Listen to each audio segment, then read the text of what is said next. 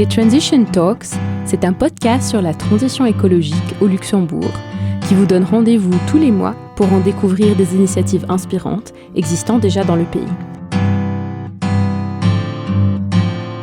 Ce podcast est coproduit avec Radio Ara et l'ASBL, la Maison de la Transition Minette.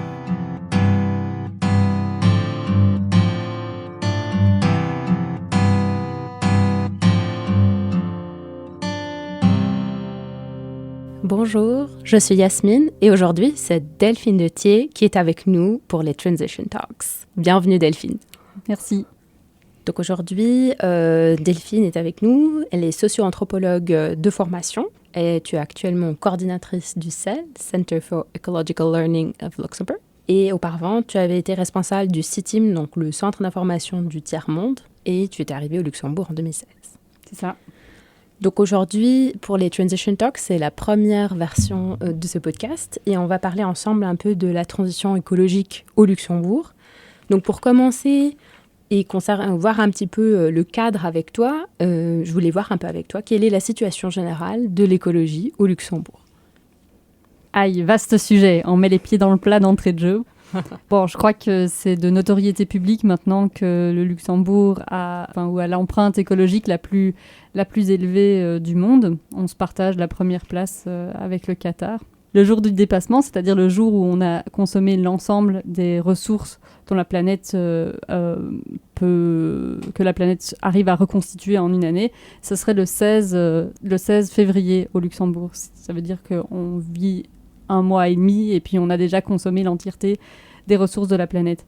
Donc ça fait 8 planètes dont les Luxembourgeois auraient besoin pour vivre. Alors il y a plein de choses qui sont soustraites si on enlève par exemple l'ensemble des frontaliers qui viennent et font vivre le pays pendant la journée. Si on pouvait enfin arrêter le tourisme à la pompe, tout ça ferait vachement diminuer l'empreinte écologique du Luxembourg.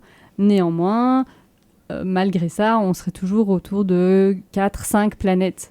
Donc, c'est lié au niveau de richesse et donc de consommation qu'on a. C'est lié à beaucoup, beaucoup de choses. Et puis, ça demande, je pense, simplement aussi une prise de conscience de où on en est sur l'échiquier. Voilà. Au-delà de ça, il y a des activistes et des citoyens qui se mobilisent depuis des années au Luxembourg. On a vu les premières mobilisations écologiques ici au Luxembourg autour de la centrale nucléaire de Cattenom, ce genre de choses. Donc là, on est dans les années 80. Il y a des mouvements citoyens et puis des plateformes, des ONG qui sont présentes sur le Luxembourg et qui font bouger les choses, que ce soit au niveau politique ou au niveau d'accès à l'information depuis des années. Le CEL fait partie de plateformes comme Votum Klima, Meng Landwirtschaft, qui font vraiment du lobbying pour changer, du plaidoyer politique plutôt, pour changer les choses au niveau plus structurel, au niveau des structures de décision du pays. Oui, donc par exemple, j'ai appris que depuis mars 2020, les transports publics sont gratuits au Luxembourg, ce qui est quand même assez unique au monde. Comment vous voyez ça de la part du CEL et de ton organisation ? C'est des super initiatives en fait qui permettent justement de diminuer un des gros impacts de l'empreinte écologique des Luxembourgeois.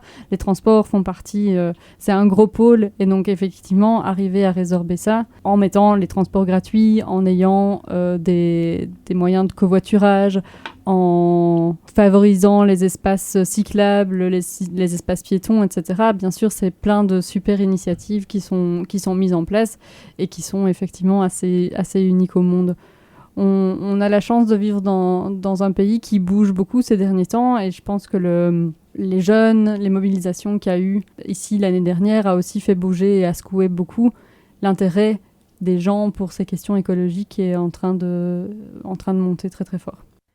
Donc pour continuer, Delphine, je voulais voir avec toi le concept de mouvement des villes en transition.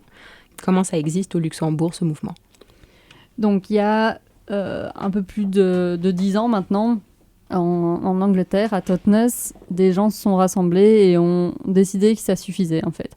Face au pic pétrolier et à la réalité qui fait que dans plusieurs années, on risque d'être face à une absence de pétrole ou disons c'est pas l'absence de pétrole, parce que du coup, ça fait... Les gens réagissent très vite quand on dit ça. Non, c'est pas l'absence de pétrole, c'est la difficulté, en fait, à aller chercher le pétrole.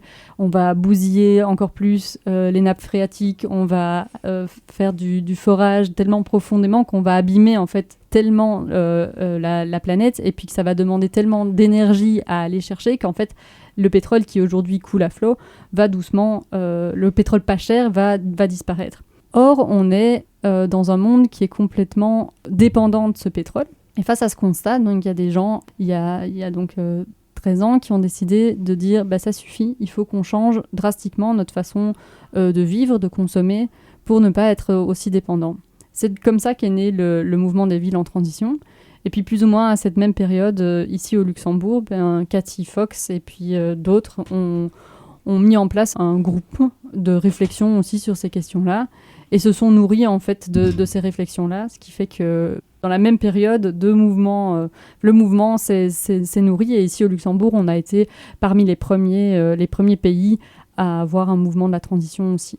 Et donc les premières réflexions, je l'ai dit, c'est autour du pétrole, mais surtout de ses impacts. C'est-à-dire, on se rend compte qu'aujourd'hui, on est dans un système alimentaire, par exemple, qui est totalement dépendant. Comment est-ce qu'on fait pour se nourrir demain quand on sait qu'un pays comme le Luxembourg, par exemple, n'a une production de fruits et légumes, la production ne dépasse pas 3%. Ça veut dire que si demain, il n'y a plus de pétrole, plus de moyens d'acheminer la nourriture, on n'a que 3% de notre consommation de fruits et légumes qui est disponible ici. Et donc, c'est ces choses-là qui ont entamé des débats et des réflexions et des propositions aussi pour changer de système. Tu voulais peut-être aussi parler un peu de l'idée de ville en transition au Luxembourg. Qu'est-ce que ça veut dire Qu'est-ce qu'on a comme exemple concret, en fait? Alors ça s'est transformé petit à petit au fil des années, donc avec la transition Minette, qui est le premier endroit où on a eu un groupe de transition ici au Luxembourg, et qui a mis en place la première maison de la transition, donc un lieu qui se veut un espace en fait de réflexion sur les questions écologiques et citoyennes. C'est aussi un espace qui propose donc des alternatives dans sa façon de manger. Il y a une épicerie, il y a un restaurant local, bio, enfin, voilà. C'est un espace d'apprentissage aussi, où on apprend ensemble des techniques de do-it-yourself, de zéro déchet, de ce genre de choses. C'est aussi un espace de culture.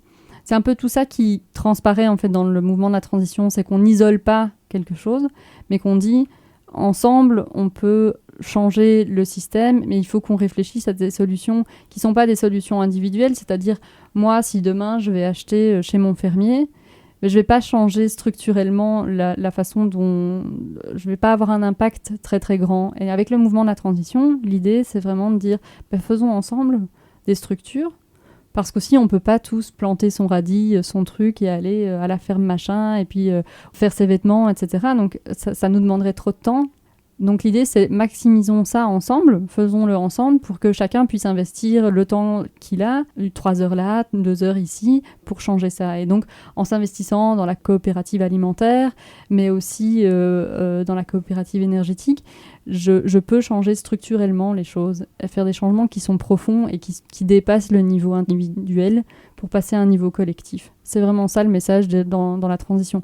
C'est des petites choses, c'est arrêter d'attendre que le politique prenne des décisions, c'est donc le citoyen qui change des choses, mais pas pour lui tout seul, mais pour sa communauté.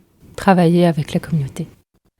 Donc on a vu, Delphine, ce qu'est une ville en transition et un petit peu ce qu'est le mouvement en transition au Luxembourg. Est-ce que tu peux me parler un petit peu des initiatives qui existent dans ce pays aujourd'hui? Il y en a plein. Donc oui, je peux en parler avec plaisir. Peut-être la plus spectaculaire, parce qu'elle a été faite à un moment où on n'y croyait pas trop, c'est Terra. C'est la première coopérative où les citoyens soutiennent en fait l'agriculteur dans sa production. Et donc aujourd'hui, je ne sais pas combien de paniers ils font par semaine, mais voilà, c'est des gens qui s'engagent pour toute la saison à acheter les paniers, et du coup, au moins cet impact. Et c'est vraiment très représentatif de ce système qu'on a envie d'avoir dans la transition, c'est-à-dire que la responsabilité ou les risques sont partagés, et on met en place des systèmes ensemble parce qu'on y croit en fait, et pas parce qu'ils sont rentables, mais parce qu'on en a besoin. parce que ça répond à un réel besoin, avoir une agriculture de proximité et puis avoir un modèle qui soit aussi humain.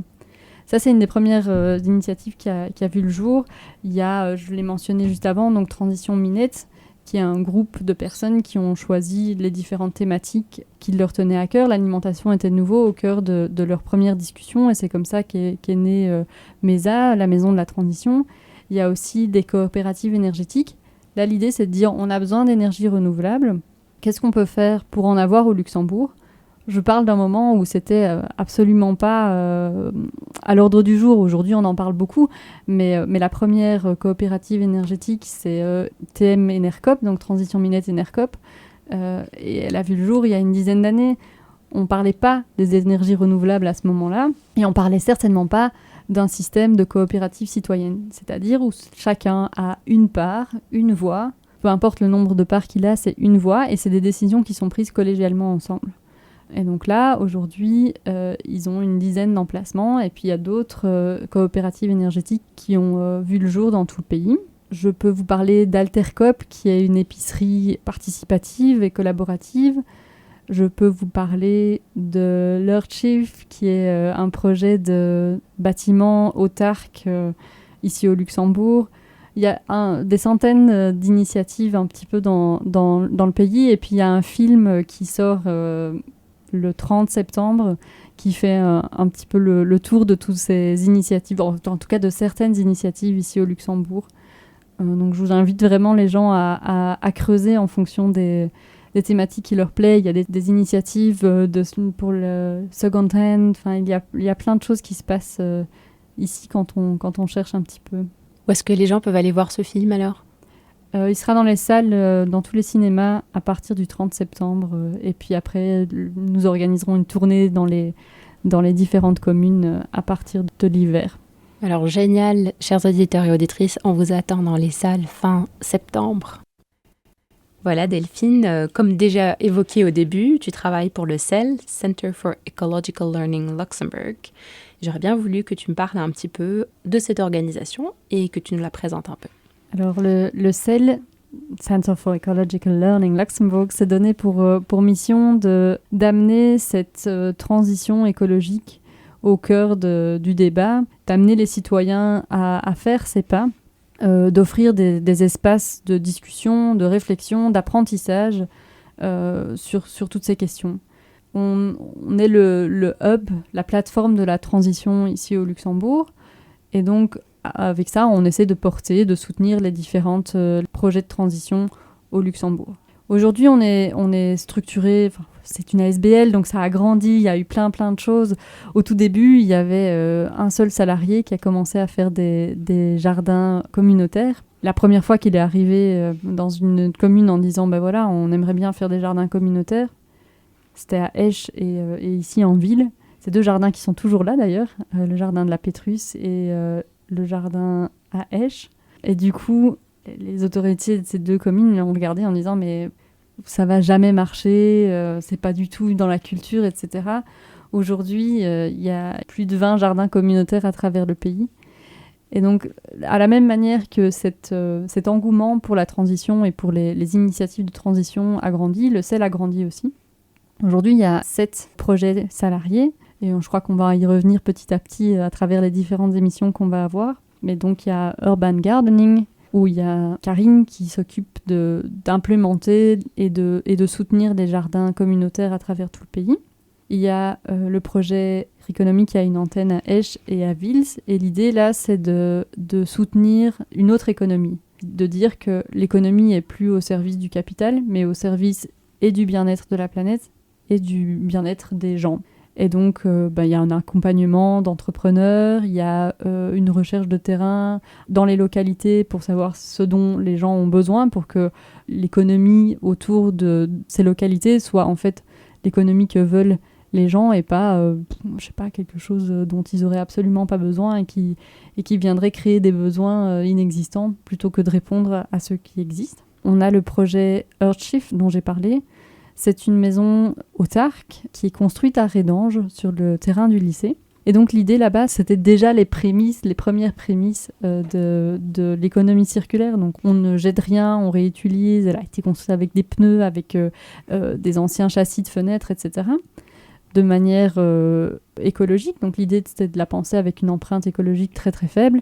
Et puis donc reliée au réseau de récolte de pluie et en autonomie d'électricité, etc. Avec l'aquaponie. Enfin, c'est tout un système qui est pensé. Je vous invite vraiment à aller la voir et puis à aller donner un coup de main parce qu'elle est en cours de construction. Elle sera finie à la fin de l'année ou au début de l'année prochaine. Et ils ont besoin de petites mains, donc je vous invite vraiment à aller jeter un coup d'œil à ce projet. On a le projet Wandelbar. L'idée derrière ce projet-là, c'est d'implémenter ou de transmettre ces techniques de do-it-yourself, d'utiliser des recettes, de faire soi-même, de tricoter ensemble, donc dans la même optique de faire ensemble, d'apprendre des autres, de se rendre compte qu'on a à portée de main en fait tout un tas de savoirs et qu'il n'y a pas forcément besoin d'aller dès que quelque chose est cassé, le réparer ou le jeter, enfin voilà, de retoucher à ces choses qu'on peut faire soi-même. Et ça, c'est ce que promeut Wandelbar. Et puis, on a Pacte Climat, qui est le projet dans lequel moi je travaille. Et donc là, l'idée, c'est vraiment d'amplifier cette transition. On travaille avec les communes et on a pour volonté de mettre cette démarche de transition au cœur des projets des communes, d'accompagner et les communes et les citoyens pour qu'ils puissent se rencontrer et pour que des projets de transition puissent voir le jour dans les différentes communes. À côté de tous ces projets salariés, on a des groupes de transition, des groupes locaux. Il y en a à travers le pays, donc il y en a Transition Nord, Transition Ost, Transition Ouest, Transition Olzestal, Transition Diddling, Transition Minette, Transition Stadt, Transition Bonnevoie. Donc voilà, c'est des groupes de gens qui se rencontrent à peu près mensuellement pour changer les choses dans leur localité. Et donc là, on les soutient dans leur démarche. Et juste, comment est-ce que les gens peuvent rejoindre ces groupes s'ils ont envie d'aller discuter, partager les idées? Vous les retrouvez sur notre site internet, cel.lu. Et puis, il y a tous les groupes de transition que vous retrouvez sur Facebook. Ils ont la plupart, quasiment tous, leur page internet. Enfin, voilà, donc transition. Et puis là, d'où vous venez, .lu, et vous trouverez a priori ce que vous cherchez. Puis sinon, n'hésitez pas à nous contacter à info@cel.lu. Donc, à côté de ces groupes locaux, on a des groupes thématiques aussi qui réfléchissent du coup là plus de façon transversale sur des questions. Et tout ça, c'est organisé de façon à ce que la base remonte et qu'on se rencontre en core groupe régulièrement. Donc, une fois tous les 3 mois, des représentants de ces différents groupes se rencontrent et c'est là qu'on échange sur comment va le mouvement de la transition ici au Luxembourg. Pour finir, on se tourne un peu vers l'avenir. Quels sont les prochains défis à relever selon toi, Delphine, au Luxembourg? Pour moi, on est vraiment dans une période assez particulière pour les questions de climat et d'environnement parce qu'on assistait, je trouve, avant d'être un peu coupé dans notre élan là, par la crise sanitaire, à une prise de conscience assez forte des gens et un réel engouement. Et puis là, j'ai l'impression que le point central de mon travail, qui est de mettre des gens ensemble pour qu'ils réfléchissent, pour qu'on crée ensemble un futur différent, un peu arrêté net en fait. Dans cette trajectoire, ça va être un petit peu difficile. Et donc pour moi, un des grands défis dans les mois à venir, ça va être de pouvoir recréer ces espaces de façon différente. Et c'est un petit peu ce qu'on s'attelle à faire dans le cadre des Transition Days, qui commencent cette semaine. Normalement, les Transition Days, c'est un festival de 3 jours où on invite les gens à venir voir les initiatives qui existent, commencer à se mettre dans le bain de nouvelles initiatives et puis créer les leurs.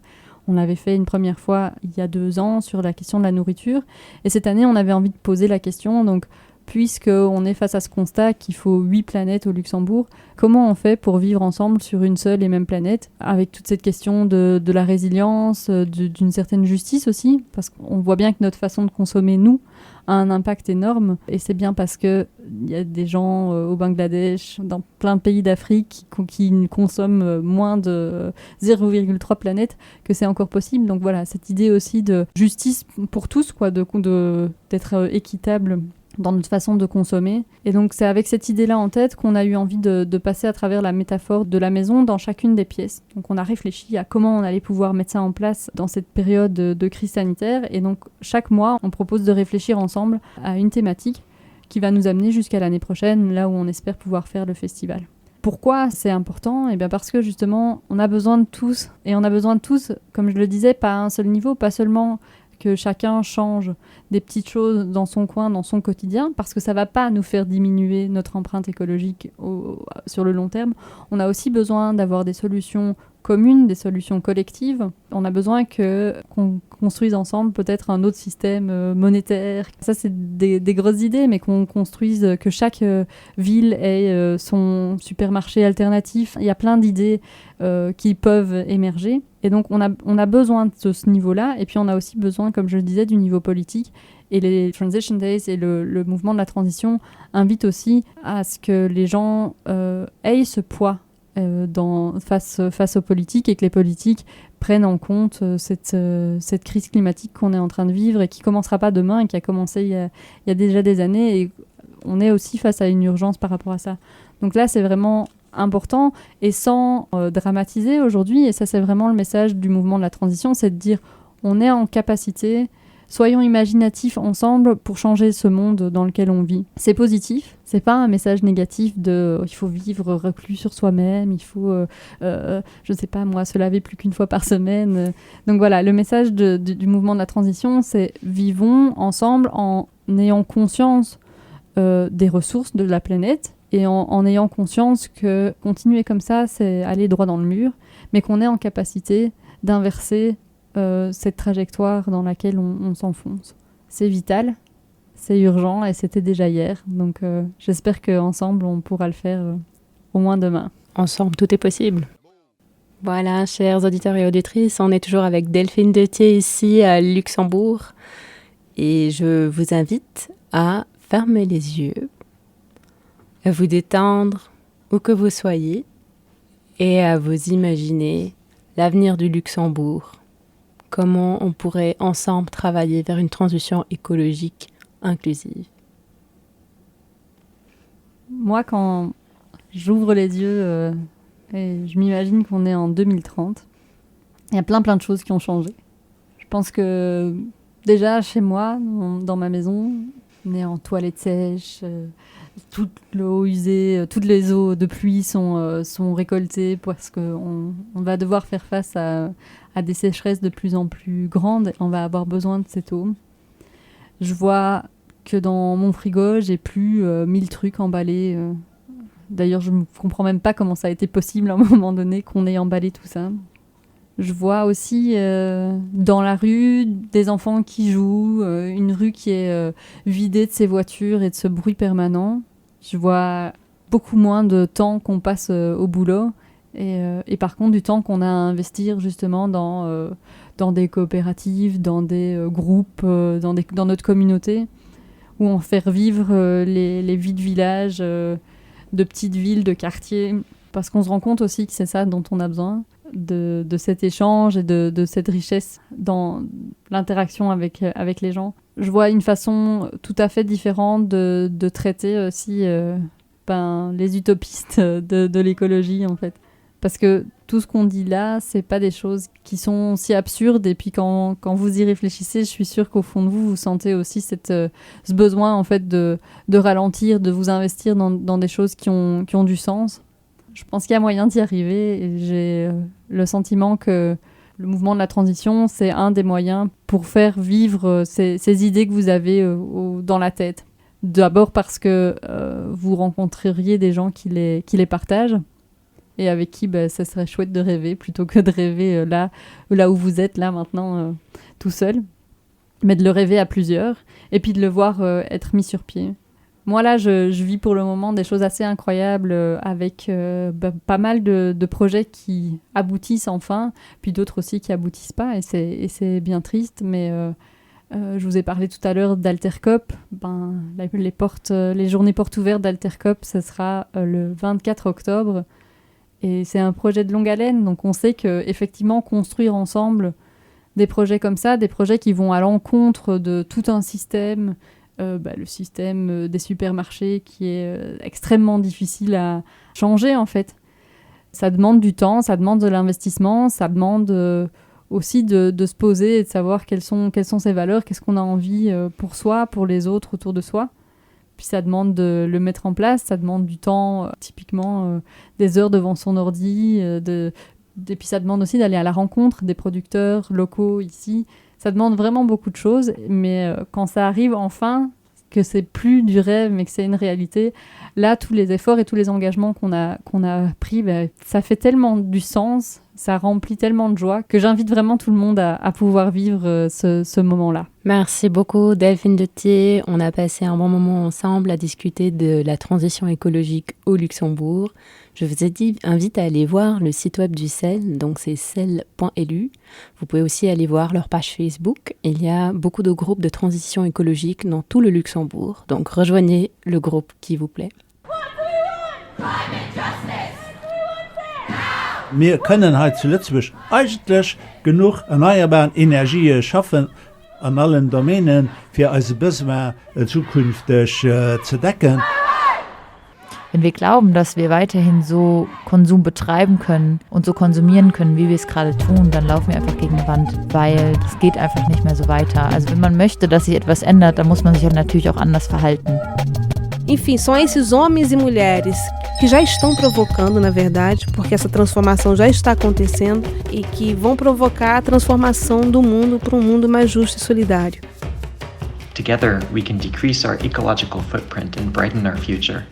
Reducing our environmental impact can improve our entire quality of life. C'est arrêter d'attendre que le politique prenne des décisions, c'est le citoyen qui change les choses, mais pas pour lui tout seul, mais pour sa communauté. Transition Talks.